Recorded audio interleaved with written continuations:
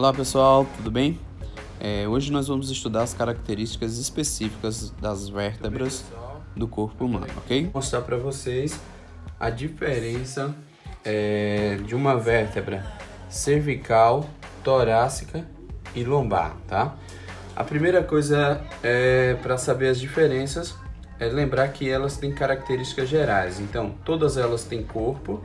Então, aqui eu tenho o corpo vertebral, ok? Todas elas vão ter corpo. Vão ter também processo transverso, ok? Processo transverso. Olha aqui. Elas têm processo espinhoso. Processo espinhoso. Vão ter pendículo, ok? Mais uma vez aqui, ó, os pendículos. Aqui também, pendículo. E elas vão ter lâminas. Então está aqui as lâminas delas.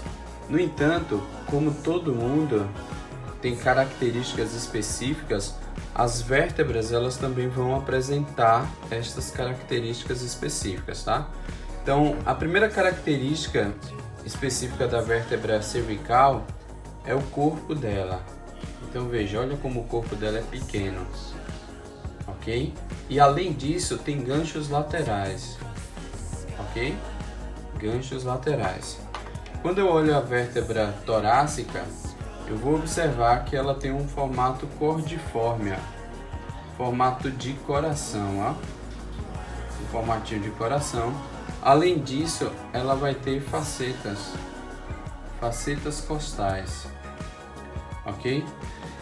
Já quando eu avalio a vértebra lombar, eu observo que o corpo dela é grande e tem um formato de rim, então é rinforme, ok?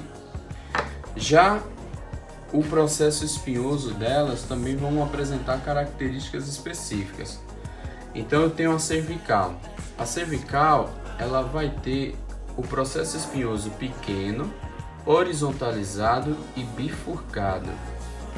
Já a vértebra torácica, ela vai ter um processo espinhoso longo, inclinado, olha só, e não é bifurcado, ok? Então, processo espinhoso longo, inclinado, não bifurcado. E quando eu olho a vértebra lombar, eu observo, ok, claramente que o processo espinhoso dela é quadrilátero, ok? Tem um formato quadrado. Muito bem. Bom, outra característica importante para eu identificar uma vértebra cervical, torácica e lombar é o processo transverso. Uma característica marcante é essa aqui, ó. O processo transverso da cervical tem forame transverso. Olha só.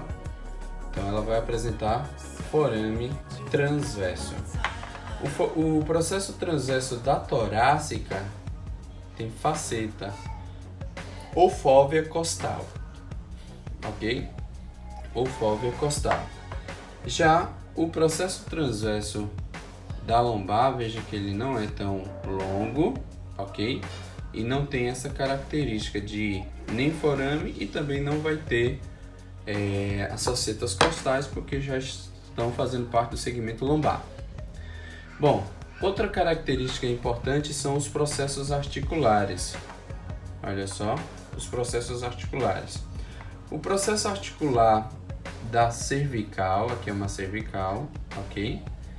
Ele é meio que ele está localizado mais ou menos no plano transverso, ó, como se ele estivesse olhando para cima. Já o da torácica, a gente verifica que ele está no plano coronal, né? Eu até falo que é a orelhinha do Mickey, ó. E quando eu olho o processo articular de uma lombar, normalmente ele está no plano sagital, ou seja, um olhando para o outro, ok? Bom, teoricamente nós temos outras características, mas essas são as mais evidentes para você identificar uma vértebra cervical, uma vértebra torácica e uma vértebra lombar.